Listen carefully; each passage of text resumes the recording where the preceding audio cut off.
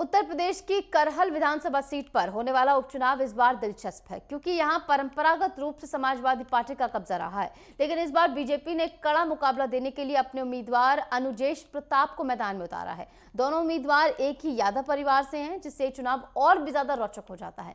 Samajwadi party और BJP के बीच कड़ी टक्कर है और ये उपचुनाव इस बात का संकेत है कि उत्तर प्रदेश की राजनीति में अगला बड़ा मोड़ किस पार्टी के पक्ष में आएगा।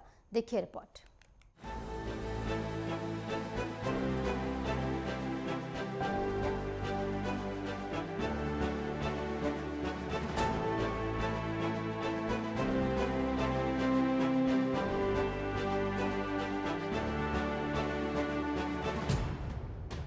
करहल उत्तर प्रदेश की उन 9 विधानसभा सीट में से एक है जहां झारखंड और महाराष्ट्र विधानसभा चुनाव के साथ उपचुनाव हो रही हैं।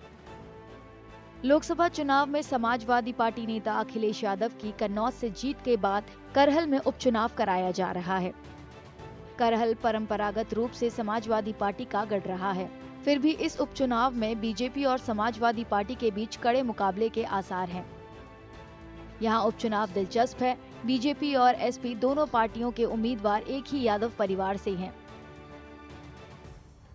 बीजेपी ने अनुजेश प्रताप को, जबकि समाजवादी पार्टी ने तेज प्रताप यादव को चुनाव मैदान में उतारा है। तेज प्रताप अखिलेश यादव के रिश्तेदार हैं।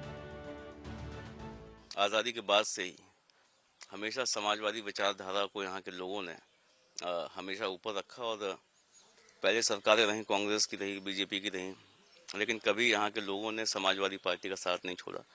और यहाँ के लोगों का नेताजी के प्रति जो प्यार है, जो स्नेह है और इस क्षेत्र को पहचान दिलाने का जो उन्होंने काम किया, जो विकास कार्य यहाँ किए, उसका एक बड़ा प्रभाव चुनाव में रहता है। उसके बाद भी तो सभी जो मुद्दे बीजेपी के हैं वो सब यहाँ की जनता के आगे फेल हैं और यहाँ के लोगों का समर्थन और विश्वास जो है वो समाजवादी पार्टी के साथ में है।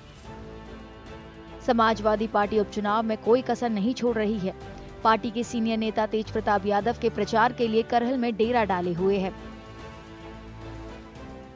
आज देखिए, खाद नहीं मिल रही, डीएपी के लिए किसान परेशान, बिजली के लिए परेशान है और थानों और तहसीलों में बिना पैसे के कोई काम नहीं हो रहा, रिश्वतखोरी हो रही है। तो इसलिए जनता परेशान है। तो जनता मन बना चुकी है कि अभी तो हराना ही है जो उपचुनाव में, इसके साथ साथ फिर 2027 में इसी चुनाव से माहौल बन जाएगा और समाजवादी पार्टी 2027 में सरकार बनाएगी। अखिलेश यादव फिर मुख्यमंत्री बनेंगे। तो फिर से विकास के साथ साथ किसी के साथ अन्याय नहीं होने दिया जाएगा। समाजवादी पार्टी 1993 से करहल विधानसभा सीट जीत रही है। यहाँ सिर्फ 2002 में बीजेपी की जीत हुई थी। कई लोग कहते हैं कि यहाँ सिर्फ समाजवादी पार्टी के सत्ता में रहते विकास हुआ था। ये लोग परंपरागत रूप से एसपी समर्थक हैं। विधानसभा में यंत्र तो हमारी सपाई पार्टी जीती, और समाजवादी पार्टी तो सब समाज को लेकर चल रही। मोदी जी तो अपने बस एक ही समाज को लेकर चलते, हिंदुओं को पूरे विश्व जानते। यहाँ पर जो भी प्रोग्रेस का कार्य है लगभग समाजवादी पार्टी ने किया है। चाहे आप हॉस्पिटल ले लो, चाहे सड़कें ले लो, चाहे बिजली की व्यवस्था ले लो, चाहे लाइट ले लो, सब उन्होंने करके गए। अब लगभग कोई छोटे मोटे मुद्दे गली गली के होते रहते हैं, कोई मेजर मुद्दा नहीं है। समाजवादी पार्टी बहुत कुछ करके गई है। ये सड़क आप देख रहे हो और ये नेताजी की देन है। ये जन कॉलेज उन्होंने कहा था अखिलेश जी ने, अगर अगली बार सरकार बनती है तो इसको यूनिवर्सिटी बनाएंगे, कह के गए थे। तेज प्रताप यादव को चुनौती देने और करहल में समाजवादी पार्टी की जीत का सिलसिला तोड़ने के लिए राज्य में सत्ता पर काबिज बीजेपी ने अनुजेश प्रताप को मैदान में उतारा है। उनकी शादी अखिलेश यादव की चचेरी बहन से हुई है। चुनाव बहुत बढ़िया चल रहा है। मुझे उम्मीद नहीं थी, उससे ज्यादा मुझे जनता लड़ा रही है। मैं नहीं लड़ रहा हूँ, मेरी जनता मुझे लड़ा रही है। चुनाव चुनौती पार्टी भाजपा सपा की है। कोई रिश्तेदार तो मैं 2017 में छोड़ चुका हूं और वो तो कई बार मंचों से कह चुके रिश्तेदार नहीं है। जब वो रिश्तेदार नहीं मान रहे तो मैं तो भाजपा का प्रत्याशी हूं, भाजपा के साथ। लोकसभा चुनाव में बीजेपी राज्य की सिर्फ 33 सीट पर सिमट गई थी, लिहाजा पार्टी उपचुनावों के लिए पूरा जोर लगा रही है।